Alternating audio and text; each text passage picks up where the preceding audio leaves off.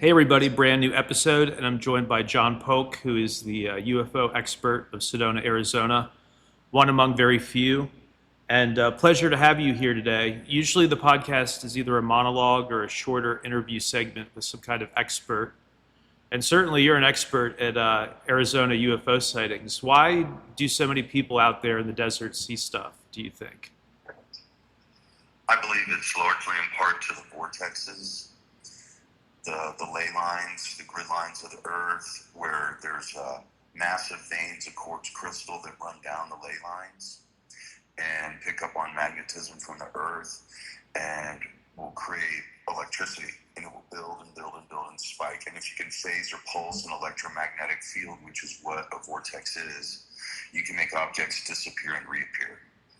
And I think that's at least a contributing factor to why Sedona, Arizona is one of the hottest hotspots in the world for seeing UFOs. That's very interesting because that's a clear mechanism of action, right? You're saying there's something special about that area, which explains the higher number of sightings despite a relatively low population density and relatively low number of people there at any given time. So that makes sense, right? A lot of people have suggested that iron or quartz or stuff in the ground can have some kind of esoteric impact on people and maybe objects as well, if what you're saying is right. Yeah, I mean, that's what I believe. There's a bunch of underground bases out here. We have our own Area 51, which is called Bradshaw Ranch, where it's a very rare male and female vortex, where the two energies crash into each other, spinning in opposite directions, and creates a zero-point field where new laws of physics are introduced that you would never learn in any university. And it's highly guarded, and there's this labyrinth of tunnels and military bases all throughout the United States, but there's a huge concentration of them here in Arizona. Yeah, I watched some of the Secret of Skinwalker Ranch on History Channel, and although that's a different state, it takes place in Utah. Very similar kind of claims about special energy there, and there are all kinds of sightings. And what's interesting to listeners, I think, would be the fact that this ranch, some 30 years ago or so, was bought by this aerospace guy, Robert Bigelow, who was Robert Bigelow was like the Elon Musk of his day, right? Like this billionaire space contractor who worked with the U.S. government. And if these claims were completely unfounded, why did he buy this random ranch and do all this research on it, you know? Yeah, I agree completely. And so the same kind of anomaly that is still occurring at Skinwalker Ranch in northeastern Utah is happening here. Same thing. Except ours is not so dark, but equally powerful, and extra esoteric and clandestine activity is connected to it. So they were able to map out a tunnel system that goes right underneath the zero-point field at Bradshaw Ranch. There's a vein of crystal that runs down the ley line, or in other words, the grid line of the Earth, which picks up on the magnetism from the Earth and builds and builds and builds and spike, and it creates electricity, which we call the piezoelectro effect. And then there's a patch of uranium underneath it. We all know what you can do with uranium. And then there's a 1.6 gigahertz signal that pours out of it, which is reserved for black ops military for interstellar communication. So communication from Earth to outer space to Earth. And the same thing occurs at Skinwalker Ranch. Wow. What's special about the 1.6 gigahertz? Why was that decided upon? That's a good question. So it is reserved exclusively for military. Like not your four major branches, like esoteric black ops military. They're the ones using it. So, all kinds of questions, very few answers. So number one, what's the signal going to? We know where it's coming from. Right. But where's it going to? Potentially it could be a satellite, or something else. I don't know. But I do know that the signal pours out of the anomaly in Skinwalker Ranch in northeastern Utah, and the same thing does here in Bradshaw Ranch in Sedona, Arizona. Fascinating. Yeah, when I was in Sedona not long ago, The only real anomaly I noticed is that I slept slept a lot compared to other places I visited, and the locals said that happens because you're like calibrating to the different energy or something. Or you can't sleep.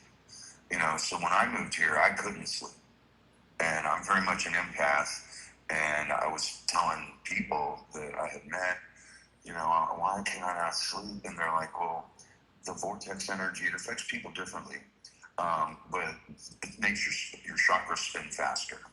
And then that obviously can keep you awake if you're not used to it. And I'm from Florida. I'd never experienced anything like that before in my life. I sleep pretty good now, but when I first moved here, I could hardly sleep for 3 months. Wow.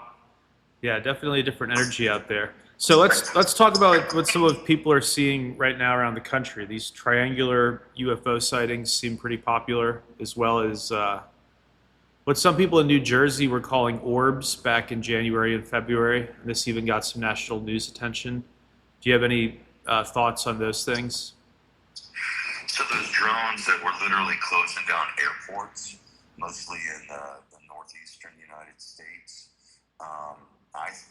this is just my opinion, and it is speculation, but I think that they were alien drones that, and they've been spotted before, but there was just a high volume of sightings everywhere.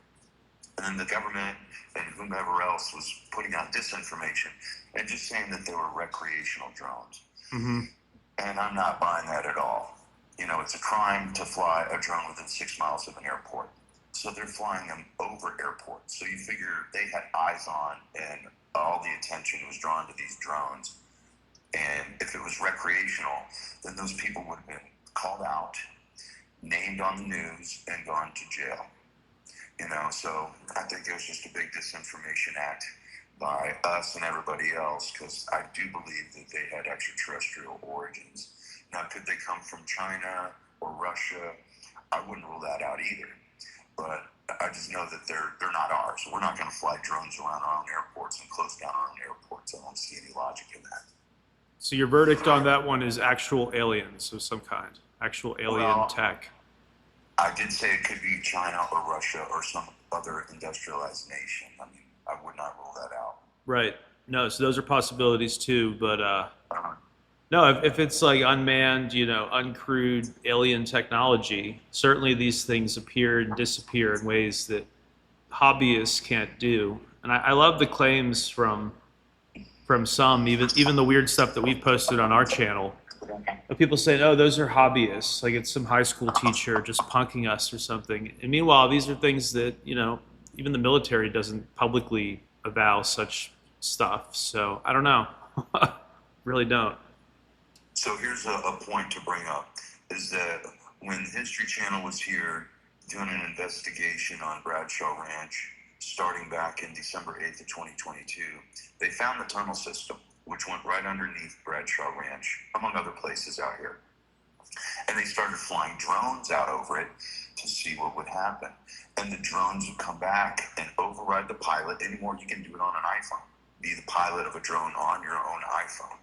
And then the video feed will be cut off, and it will come back to the point of origin, in other words, where it took off, and say restricted airspace. So if it was recreational, that's not possible, because those drones would have came back to the point of origin where they took off. So that's a big disinformation campaign too. Interesting. What about the kind of USOs people are talking about? These things coming out of the ocean that the Navy is supposedly seeing. The Tic Tacs, the USOs, so it's debatable what percentage, but we know more about the surface of the moon than we do about the depths of our sea. And, incredible pressure exists down there where it can just completely crush a sub. A sub will just implode once it gets down to, I'm not even sure how far down, like, a few miles down. You can't operate a sub down there. The pressure is too great. Right. So it's the perfect hiding place for UFOs or USOs, unidentified submerged objects. And I'm pretty confident that they have bases all over the world, and that we just really, with our current contemporary technology, we can't get down there and investigate. Wow. So like a real life Charlie Sheen and Signs, right? Like they're here, kind of thing. I believe they've always been here and that they never left. And that I believe a lot of them are human reptilian hybrids that are otherwise known as our world leaders, and they're hiding in plain sight, and I don't want to use names of who I think they are, but I'm pretty confident that we've all heard of their names before. Wow, it's pretty wild. So all those sightings you've seen over the years, and now you lean toward like kind of a David, is it David Icke or David Icke, that kind of view? Ike, yeah. Interesting. Yeah, no, I don't see a lot of signs of extraordinary technology that could be attributed to aliens posing as humans. Like I watched the AI thing as an investor, and it's very incremental. It doesn't feel like it was handed to us by great beings. But maybe semiconductors or something back in the day, because certainly out of nowhere we get nuclear energy and semiconductors, which lead to the microchip and the modern computer age. So I don't discount anything, but It's all debatable. And, I'm a UFO guy. That's what I do for a living. I do any kind of tour really you can think of in Sedona, Arizona, but my favorite and my specialty is UFOs. And what I always like to do is tell people, especially when I'm on a show that's respected as yours, is to say that I don't know everything. I don't have all the answers. I'm not right about everything. So when I tell you that I don't know everything, I don't. But based on my research, I think I'm close, if not spot on a lot of things that I say. But once again, I'm not right about everything.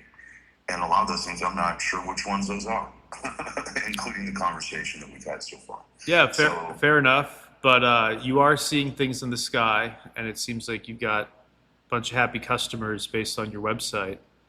So, regardless of what's causing these phenomena, whether it's something from another world or whether they've always been here, seems like a lot of just a big uptick in sightings, even on Google News. If you search for UFOs now, it's like every other day, or some kind of sighting event. It seems, and it seems like people are getting used to it. Kind of the opposite of some movie. Now it's not even interesting to some people. well, what a lot of people fail to acknowledge and recognize is the Pentagon back in 2017. Lou Elizondo, who's been called by Dr. Stephen Greer to be a disinformation act himself.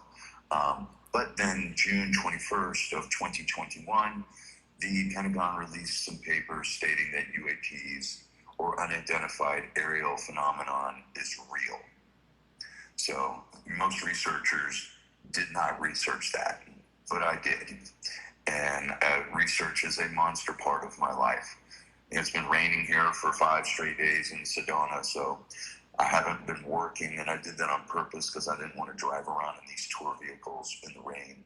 So I've been just sitting home studying, catching up on all my ancient aliens and other things, and congressional hearings, Three-Eye Atlas, and the list goes on and on. Yeah, fascinating. Just kind of final question here because we're almost out of time. Three-Eye Atlas you just mentioned. What are your thoughts on that now that they're saying it's more than likely just some kind of large comet rather than, a mothership? Well, whoever said that doesn't know what they're talking about. They were able to detect radio signals coming out of it. Game Really? over. Wow. Game over. Game over. And have you ever heard of sublimation? Sublimation is when a comet travels through space and it releases product particles. And it's not releasing product particles the way that it should be. And it should be rich with iron, and it's not. It's mostly nickel. And the elliptical orbit within 3 to 5 degrees of the elliptical orbits of the planet around the sun, of planets around the sun, and it's picking up speed, accelerating, decelerating, accelerating, decelerating. It's not exhibiting any characteristics of a comet. So, and then Avi Loeb, who is the chair of the astronomy department at Harvard, I think he's somebody that we should all listen to. And every time I hear him come out with a new interview, he comes up with more evidence of how it's not a comet and that it's something that's intelligently controlled. Very interesting final thoughts there. Thanks again for joining us, and let people know where to check out your, your videos or your website or whatever. Yeah, johnpolktours.com, JOHNPOLK tours.com. And that has your videos over there too, I believe, right? Yeah, did you check out my promotional videos? I did. We watched that this morning right before we went live. So, but thanks again for joining us, and I'll put a link to your site in the descriptions. It's easier for people. Appreciate your time, John, and we'll check in again after this 3i Atlas thing is further photographed, which should happen, I believe, by next month. So that's it, everybody. I promised you a UFO expert, even though we're heavily focused on the more serious world of AI and machine learning stuff as my startup's starting to grow. But, a promise is a promise. I promised the audience at least one serious UFO expert or UAP expert to sound off on all this stuff, and he is definitely considered one of the local authorities in Sedona, Arizona on sightings and all that. So there you go. Those are his views, obviously not my views. I believe all the stupidity on this planet and all the suffering can be explained by humans. No reptiles, no begonia type, super people. Just idiots, just humans doing the best they can. And systems, legacy systems doing the best they can. But as a systems thinker, I see that AI is what people have been waiting for. The people who are waiting for the mothership to land and to give us all this incredible technology undeservedly. That's not how it comes. It comes when the silicon gets so good that it's actually spitting out, thousands of viable ideas at us every day, thousands of viable scientific and engineering ideas. So AI is the real thing. UFOs, the verdict is still out as far as I'm concerned. But we're seeing advances every day, and researchers at some of the big labs are putting out papers on a pretty much weekly cadence that are changing the world.